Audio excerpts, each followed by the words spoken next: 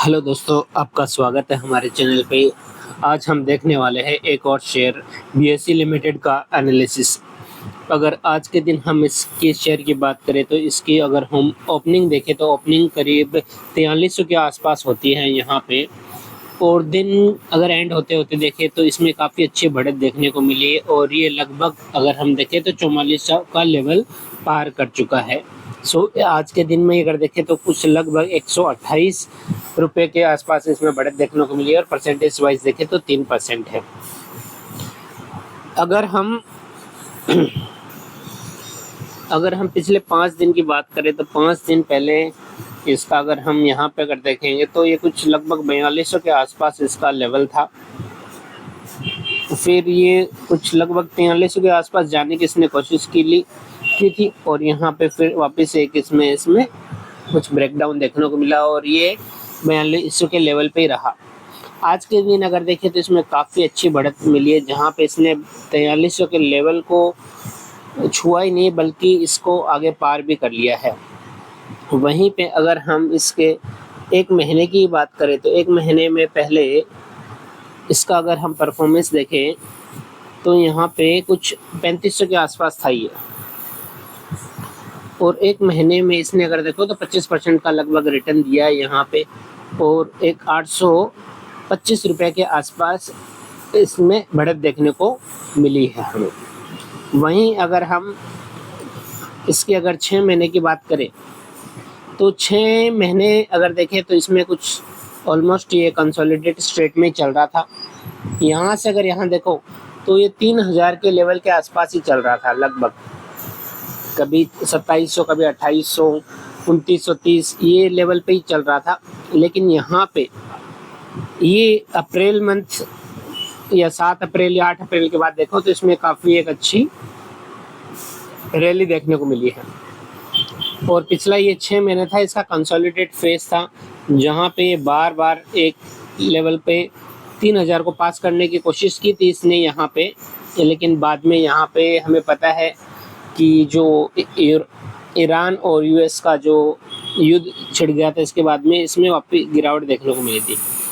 और एक टाइम ऐसा भी था कि इसमें हमें गिरावट देखने को मिली थी जब ये हमारा बजट आया था। उस दिन जो यहाँ पे एसटीटी की जो नया चार्जेस वहाँ पे जो लगाया था उस दिन भी हमें इसमें गिरावट देखने को मिली, लेकिन उसको इसने बाद में रिकवर कर लिया था। लेकिन बाद में ये वाला फेज़ था जहाँ पे ये जो लड़ाई का फेज़ था और यहाँ से मार्केट ने इसमें देख लिया है कि भाई ये लंबा चलने वाला है, तो मार्केट फिर हमें पता है कि पॉजिटिव अपने आगे की डायरेक्शन में देखना शुरू कर देता है।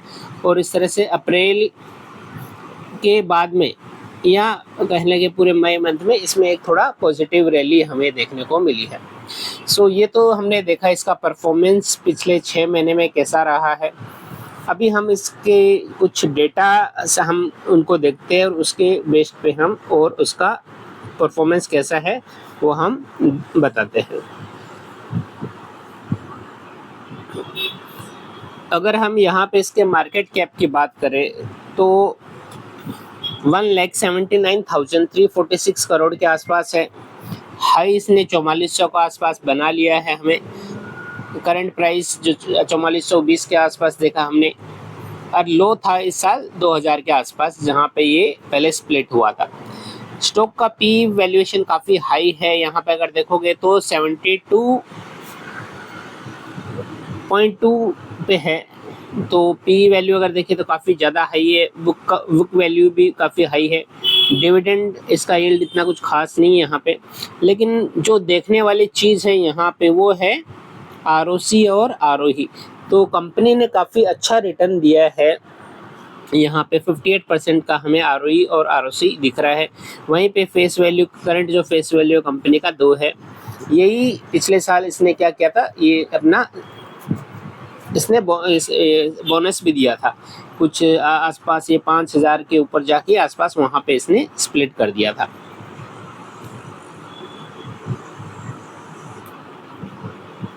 अब अगर हम कंपनी के कुछ प्रोज और कॉन्स की बात करें तो कंपनी, हमें पता है कि बीएसई का जो प्लेटफॉर्म है वहाँ पे दिन में लाखों करोड़ों शेयर्स क्या होते हैं ट्रेड होते हैं। सो ऐसा प्लेटफॉर्म है जहाँ पे मतलब कुछ ना कुछ हलचल ऐसे रहती है। तो कंपनी क्या है, डेट फ्री है, क्योंकि उसके प्लेटफॉर्म को तो यूज़ करना ही पड़ेगा। Company is expected to give good quarter भी, ये क्वार्टर में भी काफ़ी अच्छा रिजल्ट देने की है। और पिछले 5 सालों में अगर देखें तो कंपनी ने 68.4% का CAGR ग्रोथ दिखाया है, और जो रिटर्न ऑन इक्विटी है वो भी 35% के ऊपर है, और यहाँ पे डिविडेंड पे आउट 22% बताया है।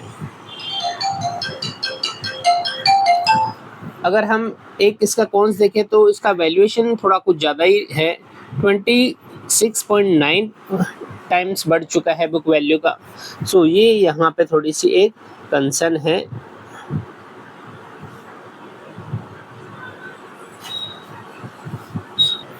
अब अगर हम कंपनी के कुछ सेल्स की बात देखें तो 2015 में जहाँ पे कंपनी का सेल्स 584 करोड़ के आसपास था, और ऑपरेटिंग प्रॉफिट 290 करोड़, और वहाँ पे नेट प्रॉफिट जो था 177 करोड़ का था। साल भर साल देखते हैं तो यहाँ पे एक ऐसा ही फेस था जहाँ पे ये ऑलमोस्ट कांस्टेंट जैसा ही है। यहाँ पे इस फेस में 2021 तक लगभग एक जैसा ही है। 2022 से अगर हम देखें तो यहाँ पे हमें काफ़ी अच्छा ग्रोथ देखने को मिल रहा है, जहाँ पे इसका लिस्टिंग का दिख रहा है। ये 2022 में देखोगे तो 841 करोड़ का होता है सेल्स, उसके मुकाबले में जो प्रॉफिट है 245 करोड़ का। अगले साल सेल्स बढ़ जाता है 925 करोड़, और नेट प्रॉफिट होता है 206 करोड़। 2024 आते आते सेल्स लगभग 1550 करोड़ के ऊपर चला जाता है, और यहाँ पे प्रॉफिट भी कंपनी का काफ़ी अच्छा हो जाता है। एक साल बाद में लगभग डबल हो जाता है, ऑलमोस्ट अगर हम डबल से भी ज़्यादा ही अगर देखें तो हो जाता है। और कंपनी का प्रॉफिट भी देखोगे तो 1322 करोड़ का होता है, और उसके एक साल बाद में जो कंपनी का सेल्स 4834 करोड़ होता है, और कंपनी का प्रॉफिट भी हम देखेंगे तो काफ़ी अच्छा बढ़ते जा रहा है। तो 2022 के बाद में अगर हम देखें, वैल्यूएशन तो इसका हाई है, लेकिन इसका जो प्रॉफिट है वो भी काफ़ी अच्छे रेट से ग्रो हो रहा है। वही चीज़ अगर हम यहाँ पे देखें, सेम चीज़ यहाँ पे बताएगी, कंपनी का जो सेल्स है 10 साल में 23% से बढ़ा है, और पिछले 3 साल में 74 और 5 साल में 50। सो सेल्स कंपनी का अच्छा बढ़ा है। कंपाउंडेड प्रॉफिट ग्रोथ देखें तो कंपनी ने काफ़ी अच्छा ग्रोथ दिखाया। 10 साल के अगर एवरेज निकाले तो 32% है, 5 साल के 68%, और पिछले 3 साल में 124% दिखाया।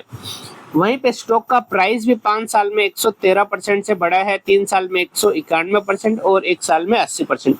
रिटर्न ऑन इक्विटी भी काफ़ी अच्छा है कंपनी का। 10 साल का अगर एवरेज निकाले तो 20% का है, 5 साल में 28, और 3 साल में 36%, और पिछले साल का तो इसका अगर हम देखें तो 45% का यहाँ पे हमें प्रॉफिट रिटर्न ऑन इक्विटी दिख रहा है। अब अगर हम कंपनी के शेयर होल्डिंग पैटर्न की बात करें तो 2024 में जहाँ पे FIs के पास 11% और DIs के पास भी लगभग 11.5% के आसपास इसका शेयर होल्डिंग था। वहीं पे हर साल देख रहे हैं हम लोग कि यहाँ पे बढ़ोतरी देखने को मिल रही है। FIs जहाँ पे 13% बढ़ा, अगले साल 16, और अब आते आते 19.5% के आसपास यहाँ पे पहुँच गया है। और DIs ने भी देखो अपनी जो 2 साल में जहाँ पे 11.60% था, 2026 आते आते 25% के ऊपर यहाँ पे देखोगे तो उन्होंने बढ़ोतरी कर ली है। और पब्लिक के पास में भी इसकी काफ़ी अच्छी मात्रा में शेयर होल्डिंग है।